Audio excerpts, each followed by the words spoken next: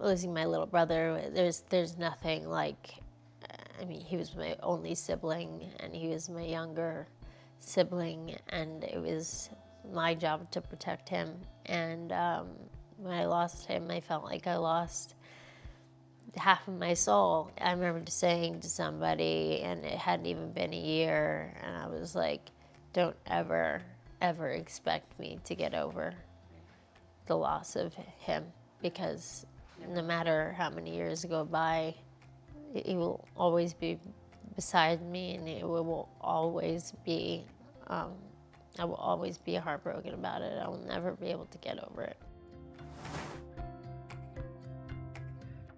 Time does heal things, but time can also make you think differently and ask different questions and wonder different things and realize different things that you wish you'd never realized. Even recently, like when I see people make a big deal out of little things, and you know, God bless them for wanting it perfect, but when something that massive has happened to you, you really learn to pick your fights and just not let the little things upset you, because once something so horrific, so deep, so, I mean, catastrophic happens in your life, there's not much that can really rock you.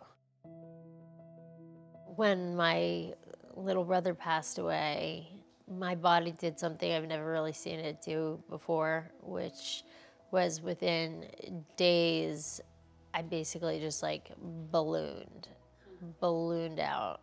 And I know like stress and cortisol, like running through your body, you know, can do that. I tried everything healthy, you know, didn't matter what I ate, it didn't matter what I did. My body just was like, it was like protecting itself, like shielding itself from the world. Got to see these horrific paparazzi pictures of me coming out of his funeral, which happened in a very private place where we grew up, so it was shocking. And it just I didn't even recognize myself. And it was bringing out the agoraphobia in me as well, which isn't something I've always struggled with.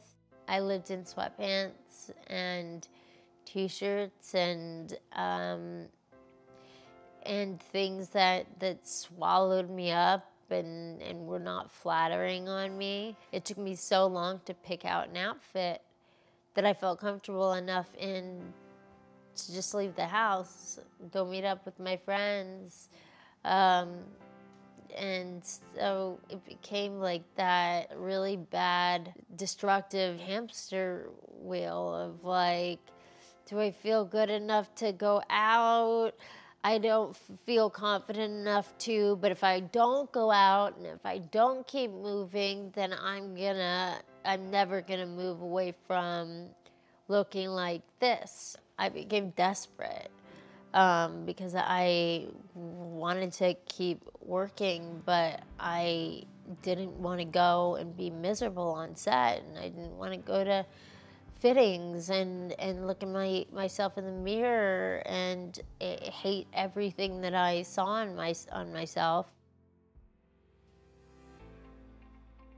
My publicist and close friend, Casey Kitchen, I was venting to her, and she put me in touch with my personal trainer, Marnie, and Marnie is just this incredible human being. I've always hated working out.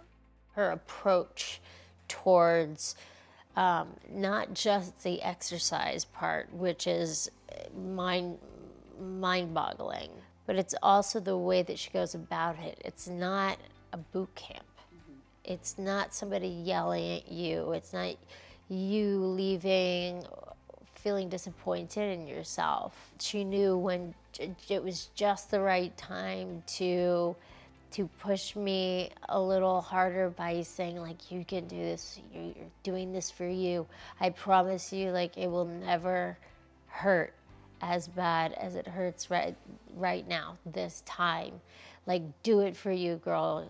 She became, you know, a friend. She became a life coach. It's not easy for someone in my position to trust people, especially people I haven't known for a very long time, but she earned my trust, and I told her I would confide in her and confess everything, and she knew how to make you feel just empowered. She's beautiful, and she came out just like me. I mean, talk about nature versus nurture. I mean, this little girl literally came out. Not just her face, like, resembling mine, but she is my personality. She just is. I saw her in her school play once. It was more of like a Christmas special thing, and she was more concerned about directing the kid next to her in his steps than she was about what she was doing. And I was like, leaving this poor kid alone. Like, just do your stuff. And she's like, come on, man, like, turn around. What's wrong with you? Going like this in front of everyone. I was like, that's mine. That's my kid. Maybe she'll be a director. Yes, maybe she'll be a director. She golfs. She was training for golf, and even in the wintertime, she goes to those indoor ones with the screens. She plays chess.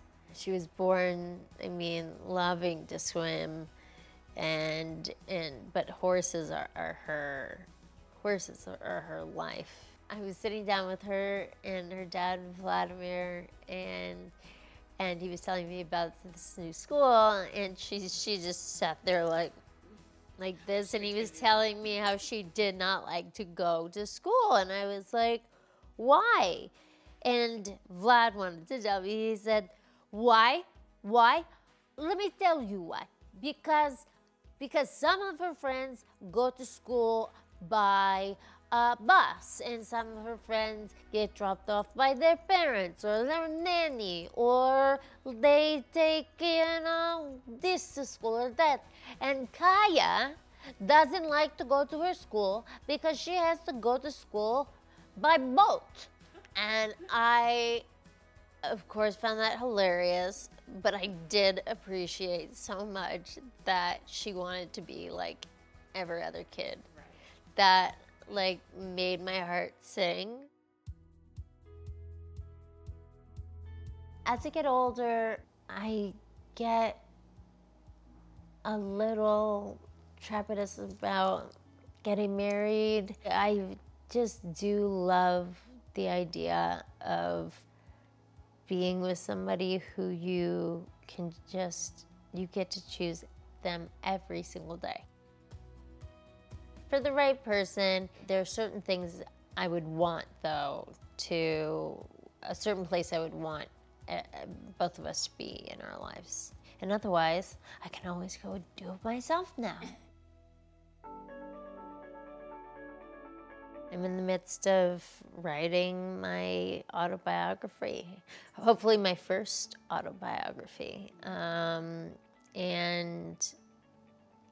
for somebody who's been in the spotlight for as long as I have been, I have always been honest, but I've kept as much as I could of my private life to myself.